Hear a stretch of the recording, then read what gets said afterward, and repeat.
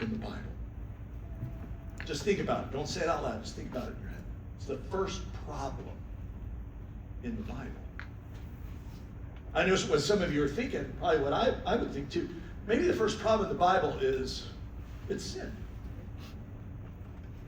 The innate desire we all have to carve our own path and go our own way. You ever feel that in you? I remember when I was growing up and I would watch some of my friends do stupid. You ever had a friend do stupid? Okay? If you didn't have a friend doing stupid, it was you doing stupid. And I'd watch a friend and I remember thinking, well, he's already done that. I don't need to do that. He did that. And still sometimes I would need to do it too, right? Okay? Some of us might go, well, that's not the first problem in the Bible. Maybe the first problem in the Bible is the devil. Because if it wasn't for the devil, right, we wouldn't sin. So maybe that's it. Now, when you and I think about these kinds of large topics in this way, here's what I want to draw your attention to. When we think about this, we get this idea really from a particular place in the Bible. Namely, we get it from Genesis chapter 3. And if you know anything about biblical history, if you ever read Scripture, Genesis 3, for those of you taking notes, is this huge line of demarcation in the Bible. It's where we get all of the big narrative of what's happening in the world. So Genesis 3 is the chapter known as the fall of humanity. So this is where all the bad stuff sort of enters the story, so to speak. All the death, all the darkness, all the sin, all the shame, all the virtue signaling, all the pretending to be, all the hiding, all that stuff happens in Genesis chapter 3. It's all the stuff that God in Jesus is working to redeem right now. All of that stuff. Think about it, like death. I love, Dallas Willard had a quote, I love it. He said, death cannot rightly be blamed on God because it was not part of God's original plan. So Genesis 3 is where we typically think of all of the bad stuff happening, all the stuff that God's working to redeem right now. But, stay with me now, if you're a reader of Scripture, there's a little something that happens before that I want to draw your attention to. So let's do a real quick catch-up. Okay, the Bible begins, Genesis chapter 1, verse 1. We're familiar with it. It says this: in the beginning, God created the heavens and the earth. That's where it starts. Okay, this is God creating. And so what we notice in this is God creates light and darkness, earth, sky, water, plants, vegetation, animals, creatures, all these things.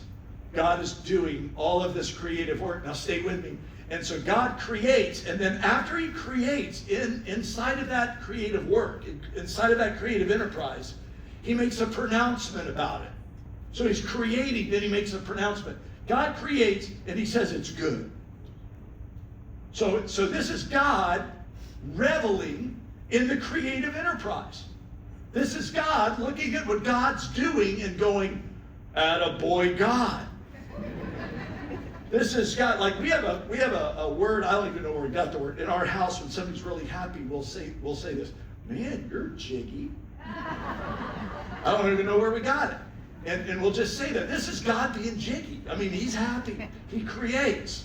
And it's good. In the New International Version, which is the version of the Bible I teach from, and it's the version of the Bible I've asked all of our pastors and communicators to teach from. So we all use the NIV version. I count 5 different times inside of creation, God says, it is good. He does something because it's good. Creates a little more, it's good. Does a little something, good. 5 times, it's good, it's good, it's good, it's good, it's good. Then he has one more, watch this, he has one more divine act inside of creation, and it happens in verse 26. Look at this. Then God said, let us make mankind, let us make humankind in our image. Look at, let us make humankind or mankind in our image, and in our likeness. Then we rule over the fish in the sea and the birds in the air and sky and livestock and all these things. So God's creating. So God creates people. And then there's another verse of Scripture. Notice this in Genesis 1:31. God saw all that He made, and it was, look at, it was very good. So stay with me. God creates people, and it's very good. Okay? So we have good, very good. And in this part of God's creation, He creates humankind. And here's what I want to say. He creates humankind. He creates us in His image. Now, there's a lot of theology around this. Stay with me. I'm taking this somewhere. So here's God saying that every human being has the image of God stamped into their soul. We're created in God's image. This is where we get the idea of cogpal. Pastor Jess said it last week, that we're all children of God and persons of worth. I was thinking about this week. Today would have been my dad's 96th birthday. Okay? He's in heaven. Happy birthday, Dad. And every now and again when I'm with people who knew my dad was a hero to me, I'll do something and they'll go, you know, your dad used to do that. Your dad used to say that. And it's just like, I just feel good about that.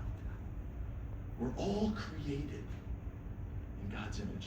He has created us, humankind, and He says, it's very good. You with me? So then, now watch this. Here we go. Then you get to chapter 2. Genesis chapter 2 is another different but corresponding story of creation. Genesis 1 is the story of creation. Genesis 2 is the story of creation. Now, in Genesis 2, though, we get a little more detail into how He created humankind. Here in Genesis chapter 2, we're introduced to Adam and Eve. Here we learn a little bit more about Adam and then about Eve. And so all of that's going on. And then we get to the 18th verse of chapter 2. God makes another pronouncement. Remember, it is good, it is good, it is good, it is good, it is good. It is very good. And then Genesis 2:18. Look at this. Not good. Everything's up and to the right. Genesis 1. Genesis 2. Down and to the left. What's not good? The rest of the verse says this. It is not good for the man to be alone. So to answer my first question, or my second question, what is the first problem in the Bible? It's loneliness.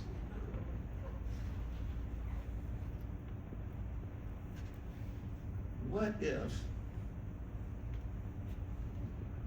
God alone isn't enough? What if God in His creative intent designed the world in a way that would tell you and me as human beings we're made for people?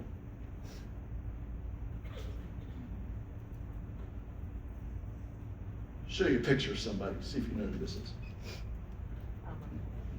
Anybody know who that is? Oh yeah. Who is it? Mother Teresa. You know her, Mother Teresa. Let me tell you her maiden name, or her given name. Her given name is Agnes Gonja Buyajiu. I worked all week on that.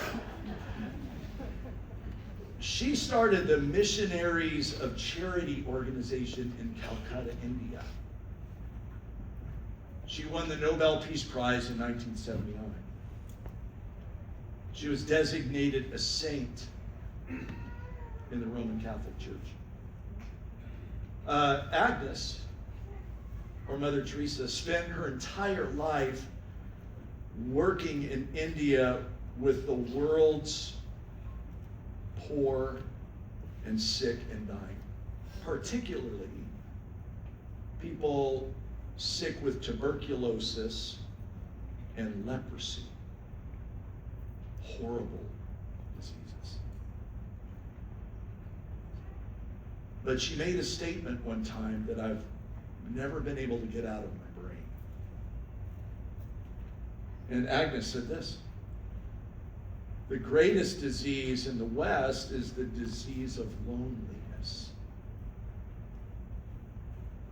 The feeling of being unwanted and unloved and uncared for. So I want you to think about that. Don't run past it.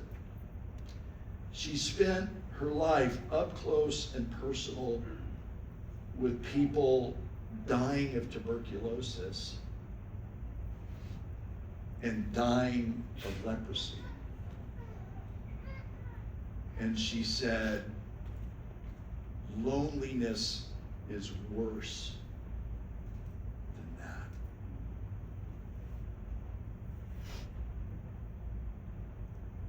What I want you to know, what your pastors want you to know, is that right now,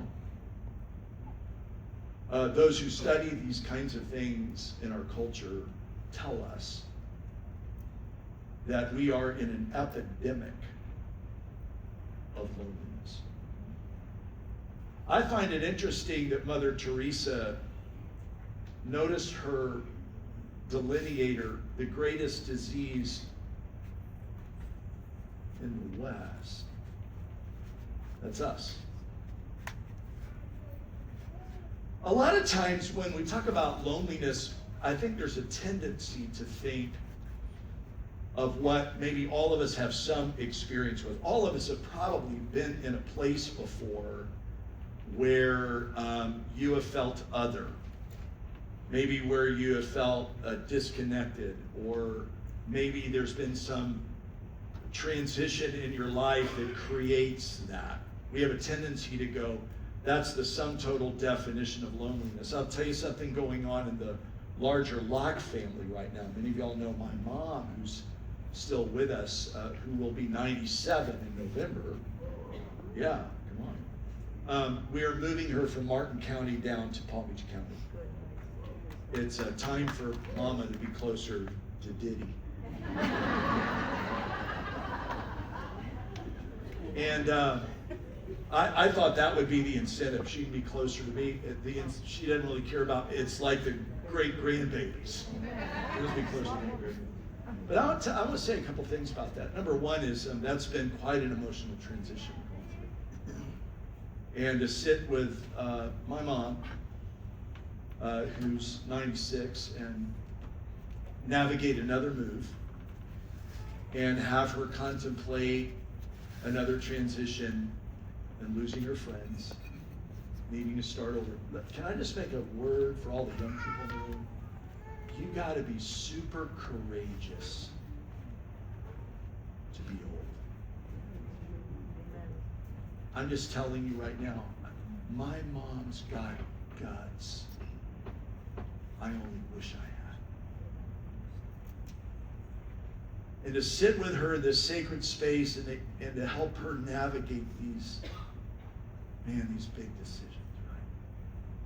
But we have a tendency to think that's like loneliness just as that. Like maybe loneliness comes as the result of, losing a loved one, or moving to a new city, or coming to a new town, or going through a divorce, or maybe even, finding a new church or a small group starting over, this kind of a thing, or being hurt by someone. But there's all kinds of versions of loneliness. Do you know that in our culture, you can be in a crowd and be lonely? Those who study this right now say that we are among the most lonely culture that's ever lived.